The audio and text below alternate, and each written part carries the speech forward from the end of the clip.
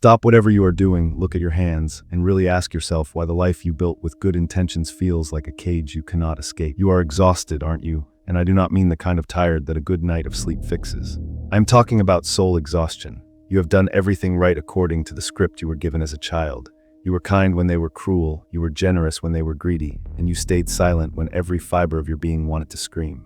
You told yourself that being the bigger person would eventually pay off, that the universe keeps a scorecard, and that if you just gave enough of yourself, the world would finally give something back to you. But it didn't.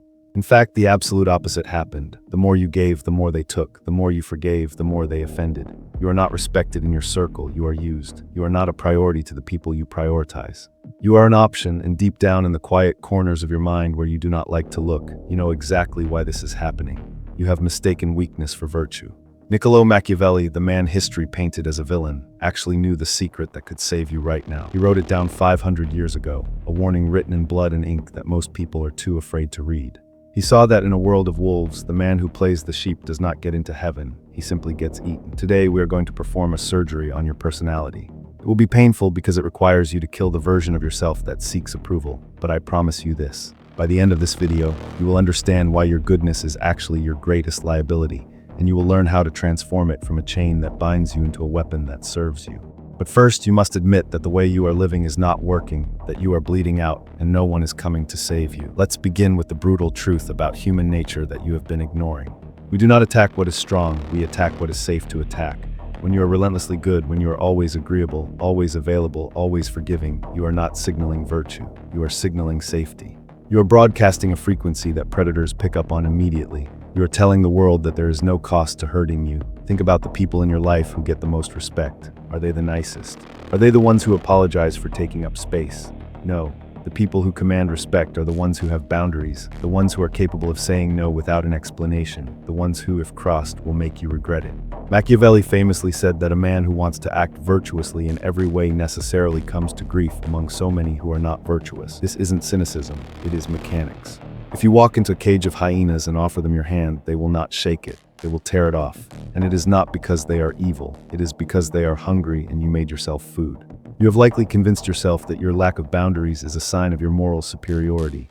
You tell yourself, I don't fight back because I am peaceful. Wrong. You don't fight back because you are harmless.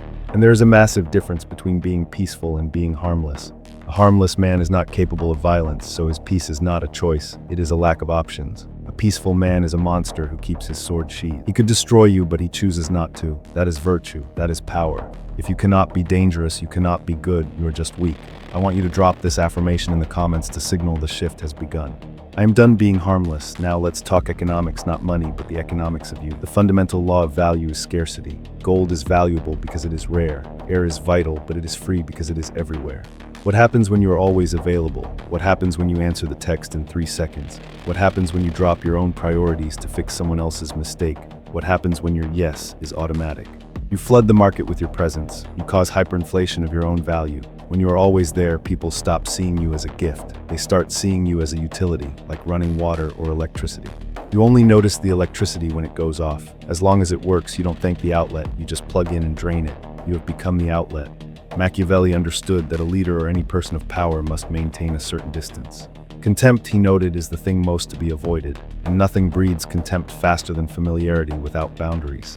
By being good all the time, you have made your kindness cheap. You give it to people who haven't earned it. You give it to people who disrespect you. You give it to people who give nothing back. And because it costs them nothing to get your help, they value your help at exactly the price they paid. 0.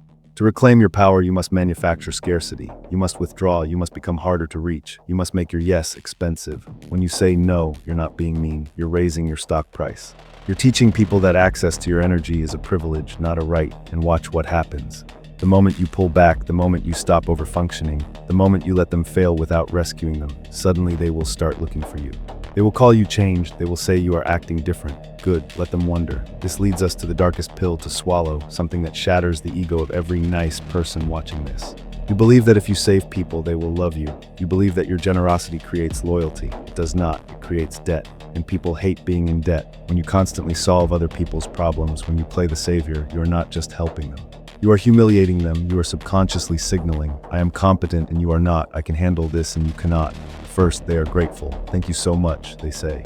I don't know what I'd do without you. But as time passes, that gratitude turns into dependency, and dependency breeds resentment. No one likes to feel helpless. No one likes to feel like a child who needs a parent to tie their shoes. So to protect their own ego, they will begin to resent the very hand that feeds them. They will find flaws in the way you helped. They will say you are controlling or condescending. They will bite you. Machiavelli saw this clearly in the courts of Italy. He watched princes buy loyalty with gifts only to be betrayed by the very men they enriched. Why? Because the beneficiary eventually wants to prove they don't need the benefactor. The only way to prove their independence is to destroy the person who helped them. If you are the fixer in your family or friend group, stop. You are robbing them of their own struggle. You are stealing the lessons they need to learn to become strong. And you are making yourself the villain of their story. True goodness is not carrying someone else's burden. It is letting them carry it even if they stumble. It is respecting them enough to let them suffer the consequences of their own actions. Stop trying to buy love with servitude. It is a currency that has no value in the real world. Here is where we look in the mirror. You say you are a good person. You say you give without expecting anything in return. You are lying. We all have what psychologists call covert contracts. These are silent agreements you have made in your head with other people, but you never told them about it. The contract looks like this. I will listen to your problems for 3 hours, and in exchange, you will ask me how my day was. Or, I will work late and cover your shift, and in exchange, you will respect me and promote me. Or perhaps, I will sacrifice my happiness for you, and in exchange, you will never leave me. But here is the problem. They never signed the contract. They don't even know the contract exists. So when they don't ask about your day, or when they promote the loud guy who does half the work, or when they leave you, you feel betrayed. You feel cheated. You scream after everything I did for you, and they look at you confused because they didn't ask you to do everything. You did that to yourself. This goodness is not charity. It is manipulation. You are trying to control how people treat you by overgiving. You are trying to guilt trip the world into loving you, and it never works. Machiavelli advises us to see things as they are, not as they should be. The reality is that people act in their own self-interest. If you give without setting terms they will take, that is not malice, that is gravity. Tear up the covert contracts. If you do something, do it because you genuinely want to with zero expectation of a return. If you cannot do that, don't do it. If you want something, ask for it. If you have a price, name it. I can help you with this project, but I need you to handle the client meeting. I can listen for 10 minutes, but then I need to get back to work. Clear terms, no hidden debts, no silent resentment. This is how a strategic person operates. This is how you stop being a victim of your own expectations. Machiavelli's most famous metaphor is the lion and the fox. The lion cannot protect himself from traps, and the fox cannot defend himself from wolves. One must therefore be a fox to recognize traps and a lion to frighten wolves. Most good people are neither. They are sheep. They have no claws to fight the lion and no cunning to see the trap of the fox. They just graze blindly hoping the butcher doesn't come today. To survive and to actually do good in the world, you must integrate your shadow. This brings us to the concept of strategic cruelty. It sounds horrific. It sounds like everything you are against, but listen closely. Sometimes the kindest thing you can do is to be cruel. If a surgeon cuts you open with a knife, is he attacking you? No, he is inflicting trauma to save your life. If he was too nice to cut your skin, you would die. His cruelty is strategic. It serves a higher purpose in your life. You must learn to wield the scalpel. Cutting a toxic friend out of your life is not mean. It is strategic cruelty to protect your peace. Firing an employee who destroys the team's morale is not mean. It is strategic cruelty to save the business. Breaking up with someone you don't love is not mean. It is strategic cruelty to stop wasting their time. The nice person drags these things out. They avoid the conflict. They let the toxicity spread because they don't want to be the bad guy. And in doing so, they cause 100 times more suffering. The Machiavellian acts swiftly. If the limb is gangrenous, cut it off. Do it cleanly. Do it quickly. Do not saw at the bone. You need to develop the stomach for short-term conflict to achieve long-term peace. You need to be willing to be disliked today so you can be respected tomorrow. Society conditions you to be a sheep because sheep are easy to herd. Look at the messages you were fed since childhood. Turn the other cheek. Don't rock the boat. Be a good boy. Be a nice girl. Who benefits from that programming? Not you. Your boss benefits, your government benefits, the marketers benefit, the toxic family members benefit. They need you to be compliant. They need you to be afraid of asserting yourself. They weaponize your own morality against you. When you try to set a boundary, what do they say? Oh, so you're too good for us now. You've changed. I thought you were a kind person. That is a trap. That is them using your desire to be good as a leash to pull you back into submission. Machiavelli wrote, everyone sees what you appear to be. Few experience what you really are. He taught that you should appear virtuous. Yes, maintain the social graces, be polite, smile, but do not let the mask become your face. Behind the smile, you must be calculating. Behind the politeness, you must be observing. You must learn to dissociate from the label of good person. It is a cage. If someone calls you selfish for protecting your time, agree with them. Yes, I am being selfish with my time right now. If someone calls you cold for not reacting to their drama, look at them and say nothing. Do not defend your character to people who are committed to misunderstanding you. The moment you start explaining, no, I'm really a nice person, you have lost. You have handed them the power to judge you. Take the gavel out of their hands, judge yourself. Let's talk about the physics of goodness. Energy is finite. You wake up with a certain amount of fuel in the tank. Every interaction, every decision, every favor, every emotional reaction burns fuel. The problem with the pathological good person is that they have a hole in their tank. They leak energy everywhere. They worry about what the barista thinks. They worry about an email they sent 3 days ago. They take on the emotional weight of their partner's bad mood. By 2 in the afternoon, they are empty. They are running on fumes, and who gets the worst version of you? The people who actually matter. You give your best energy to strangers and coworkers, and you come home to your spouse and children exhausted, irritable, and hollow. You snap at the people you love because you spent all your patience on people you don't even like. Is that good? Is that virtue? No, it is negligence. You are neglecting your primary duties to service secondary characters. To be truly good, to be a pillar for your family, a leader for your community, a creator of value, you must be ruthlessly selfish with your energy. You must hoard it, guard it like a dragon guards gold. You must learn the power of the strategic no. Every time you say no to something that doesn't matter, you are saying yes to something that does. No to the draining happy hour is yes to the gym. No to the favor is yes to your project. No to the drama is yes to your peace. Machiavelli advised the prince to be stingy with his own money so that he wouldn't have to rob his subjects later.